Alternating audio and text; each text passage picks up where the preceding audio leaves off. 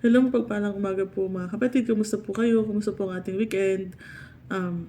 Bago po tayo magsimula ng ating panibagong week, tayo po muna, syempre, ay mag-aaral ng salita ng Diyos. Pinamagatan po natin ang ating morning devotion na Honesty and Small Things. At ang ating text po ay mula sa Luke chapter 16, verses 10 to 12. Whoever can be trusted with very little can also be trusted with much. And whoever is dishonest with very little will also be dishonest in much. So if you have not been trustworthy in handling worldly wealth, who will trust you with the true riches? And if you have not been trustworthy with someone else's property, who will give you property of your own? So sa Tagalog po, ang mapagkakatiwalaan sa maliit na bagay ay mapagkakatiwalaan din sa malaking bagay. Ang mandaraya sa maliit na bagay ay mandaraya rin sa malaking bagay. Kaya kung hindi kayo mapagkakatiwalaan sa mga kayamanan ng mundong ito, sino ang magtitiwala sa inyo ng tunay na kayamanan? At kung hindi kayo mapagkakatiwalaan sa kayamanan ng iba, sino ang magbibigay sa inyo ng talagang para sa inyo? Amen. So ang ating Panginoon po ang nagsasalita po doon sa aklat ng Lucas. So basahin po natin yung ating devotion mula sa Our Daily Bread.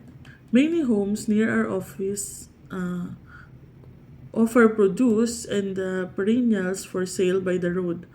Sometimes we'll drive up to an unattended stand that operates on the honor system. As we make our selection, we put our money into a cash box or an old coffee can. Then we can go home to enjoy the freshly picked fruits and vegetables. But the honor system doesn't always work. My friend Jackie has a flower stand in front of her house.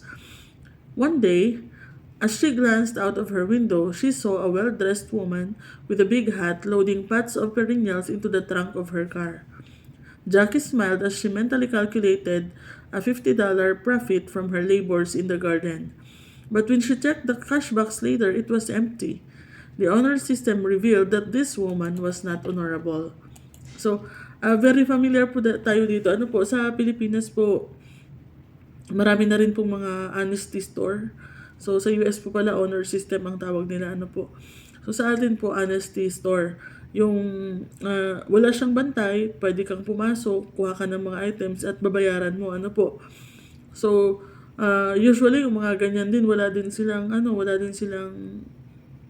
CCTV or camera monitoring. Kasi yun nga yung point ng honesty para meron kang privilege na mag-decide kung you will be honest or not. Kaya ang honesty store siya. So, though marami naman po nang pumapasok doon at minsan sobra pa nga yung nilalagay or sakto talaga yung ibinabayad, pero marami din po yung mga nananamantala. Naalala ko nung time ng pandemic, di ba po nauso sa atin yung community pantry? At napakaganda nung niya kumuha ayon sa pangangailangan, magbigay ayon sa kakayahan, di ba po? Or baliktad yata.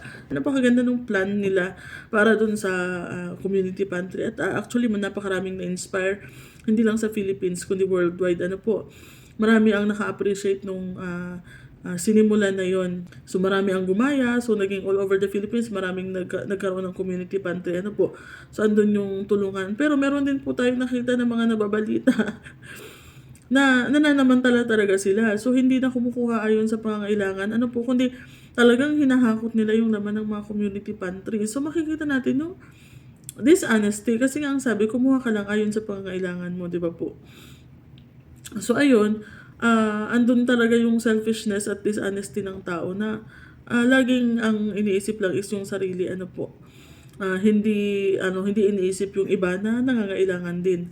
So dito po sa ating kwento sa Our Daily Bread, dun sa kaibigan ng author, sabi po dito, perhaps to her, dun sa may kayang babae, kasi sabi po dito sa ating kwento sa Our Daily Bread, dun sa kaibigan ng author, nagtitinda siya ng mga plants na perennials, na siguro sa mga paso na maliliit. Tapos nakita niya na may babae na maganda yung pananamit. Ang dami niyang kinuha ng mga tinda At nilagay niya sa sa likod ng sasakyan niya, sa trunk ng sasakyan niya. So, nag-iisip na siya ngayon, ay, may kinita akong around $50 dun sa garden ko. Pero pagtingin niya, walang pera. Marami pong mga gano'n na akala nila nakakalamang sila sa ginagawa nilang yun. Na parang nakalibre ba sila. So, perhaps to her, dun sa babae nga na kumuha, taking the flowers seemed like a small things. But being honest in little things indicates how we will respond to the big things. Yun nga po yung nabasa natin sa Luke 16:10. Honesty in all areas of our lives is one way we can bring honor to Jesus Christ, our Savior. The best honor system for a follower of Christ is Colossians 3:17. Sabi po doon, whatever you do in word or deed, do all in the name of our Lord Jesus. Napakaganda po yung dun sa ating text na nabasa po, na kung mapagkakatiwalaan ka sa maliit na bagay, mapagkakatiwalaan ka din sa malaking bagay. Kung mandaraya ka sa maliit na bagay, mandaraya ka rin sa malaking bagay. Kaya kung hindi ka mapagkakatiwalaan sa maliit, paano ka pagkakatiwalaan ng malaki, di ba po? So, ganun din, pag tayo ay binibless ng Panginoon, at hindi natin, hindi natin ginagamit wisely, yung blessing na binibigay sa atin ng Panginoon, paano niya tayo bibigyan ng mas bigger blessings? So, sabi nga dito, kung hindi ka mapagkakatiwalaan sa kayamanan sa mundong ito, sino ang magtitiwala sa iyo ng tunay na kayamanan, which is yung nasa langit? Meron nga po mga joke-joke na diba, bawal daw po yung mga magnanakaw sa langit kasi sa gate pa lang puro pearl na. Tapos yung streets niya gold. Tapos yung buong city ay kumikinang sa mga precious stones. Yung mga ruby, sapphire, diamonds. So andun na lahat ng tinuturing natin na precious stones dito sa sa mundo. So andun na lahat, kaya bawal daw yung magnanakaw sa langit kasi baka pagkukuhanin nila.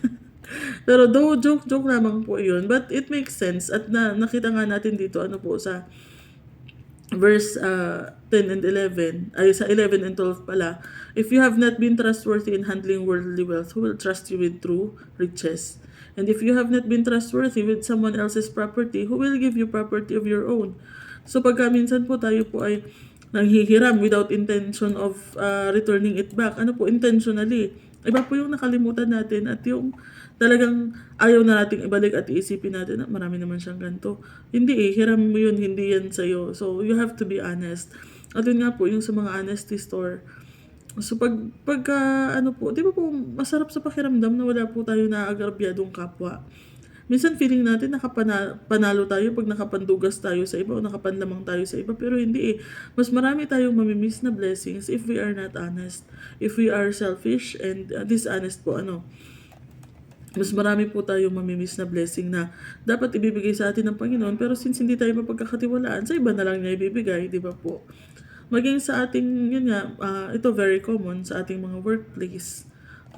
Simple paperclip, A4, pa ba, yung mga ballpen, kung may mga free, don't take it home. Minsan, wala sa atin, parang nakasanayan na natin, mag-take home ng mga gamit sa ating workplaces, lalo na yung mga simple lang. Hindi naman siguro tayo mag-uwi ng mga printer at computer, pero yung mga small things, doon talaga tayo natutokso Kaya nga, ang inihalimbawa dito, maliit na bagay, kasi doon talaga tayo natutokso. Bakit? Madali siyang itago. So, akala natin walang nakakakita doon sa ginawa natin na binulsa nating paperclip or scissors or ballpen man yan ang kasamahan natin. Akala natin walang nakakakita kasi naitago natin agad pero nakikita po yun ng Diyos. So, be mindful po sa ating mga ginagawa. Minsan unconsciously, nadadala natin, isoli natin, ibalik natin. Hindi yung isipin natin, marami naman doon, okay lang yan. Konti lang naman to, hindi naman nila mapapansin yan. So, tapos minsan magkukumpara pa tayo na yung iba nga, mas marami pang dinadala pa uwi hindi pa rin po dapat because it's not ours in the first place. At yun nga, nakakapanghinayang yung blessing na ibibigay sa atin ng Diyos na hindi na lang kasi hindi nga tayo mapagkatiwalaan at mas maganda pa pong mag-ipon tayo ng kayamanan sa langit, hindi po dito sa lupa. Mas maganda pa yung maghirap tayo dito Pero pagdating sa langit, mayaman tayo. Malaki yung mansion na ibinigay sa atin ng Diyos. Dahil pagkakatiwalaan tayo dito sa lupa, malaki din yung ipagkakatiwala niya sa atin sa langit. Ano po? Sabi po sa Luke chapter 16 verse 9, umatras lang po tayo ng konti dun sa ating text. Gamitin ninyo ang kayamanan ng mundong ito sa paggawa ng mabuti sa kapwa, upang kung maubos man iyon, ay tatanggapin naman kayo sa tahanang walang hanggan. So, yung kayamanan daw po dito sa lupa, gamitin daw po natin sa paggawa ng mabuti sa ating kapwa. Hindi po para manlamang ng kapwa, ano po. At pag naubos man po iyon, tatanggapin naman daw tayo sa tahanang walang hanggan, which is sa langit po, ano. So, mas maigi na po na maubusan tayo ng kayamanan dito, basta yung eternal life, secured na yung ating kayamanan, ano po. Mas maganda pang maghirap dito at maging mayaman sa langit. Eternal life yun walang katapusan. Kaysa naman nagpakasasa tayo dito, makasarili tayo dito, at di natin maranasan yung kayamanan sa langit, ano po.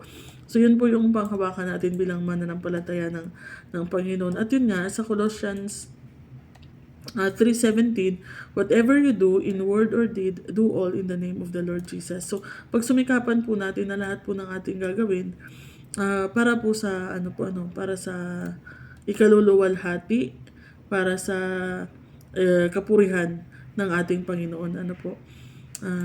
Alalahanin nga po natin, tayo po ay representative ng ating Panginoong Jesus. Ano po, we are His ambassadors. So kung ano po yung ginagawa natin, babalik po sa Kanya. Di ba po pag may mga Pilipino ambassador, Filipino ambassador sa ibang bansa, pagka may ginawa po silang mga kabalbala, nagre-reflect po yan sa Pilipinas. So in the same way, tayo po bilang mananampalataya, pag may mga ginagawa po tayong mga dishonesty, nagre-reflect din po yan sa ating Panginoong Jesus. Ano po, syempre sabihin niya, yan ba yung mga Kristiyano? O diba? So, nadamay pa ang ating Panginoong Jesus sa ginawa natin. So, let us always be honest, even in small things. Ano po? Tawag dyan, lahat po ng ating wealth dito sa mundo, gamitin po natin para sa glory ng ating Diyos. For the honor of God, for His glory, ganyan. Tumulong po tayo sa kapwa, kung meron tayong kakayahan, meron tayong extra, magbigay po tayo sa ating kapwa, po. So, ayun naman po, purihin ang Panginoon, and let us pray. Hallelujah. Salamat, Panginoon, for this morning. Salamat for your words. Salamat sa panibagong araw, panibagong linggo, panibagong buhay at chance na ibinigay niyo sa amin, Lord. And thank you, Panginoon, na muli pinaalalahanan niyo po kami to be honest in small things, O Lord. And kayo po ang magbigay sa amin, Panginoon, ng lakas to resist the temptation, Panginoon, to flee away from temptation, Panginoon, at makasunod, Panginoon, sa kalooban niyo, Panginoon. Help us to be honest in small things so that we will not miss the bigger blessings that you have prepared for us. Maraming salamat, Panginoon, at nawa masimulan namin, Panginoon, sa araw na ito, Lord, na maging honest, Panginoon, sa lahat ng aming gagawin, at lahat po ng aming mga gagawin, Lord, ay gawin namin for your glory, para sa kapurihan ninyo, Panginoon. Maraming salamat muli, Panginoon. Pakiingatan niyo po kami sa maghapon na ito. I-bless niyo po lahat ng hawakan ng aming mga kamay, Panginoon. At ayusin niyo po ang mood ng aming mga boss, ng aming mga employers, at nawa maging smooth po ang araw na ito, Panginoon. Lahat din po ng kasama namin sa office, pagpalain niyo po sila, Panginoon, maging sa school, ang aming mga classmates, ang aming mga teachers, at kung mga nasa bahay man, Panginoon, lahat ng kasama namin sa bahay, i-bless niyo rin po, Panginoon, at help us to have a good and beautiful and honest day. Salamat, Panginoon, in Jesus' name. Amen. So yan po, maraming salamat po sa inyong pakikinig or panonood. God bless you, mga kapatid.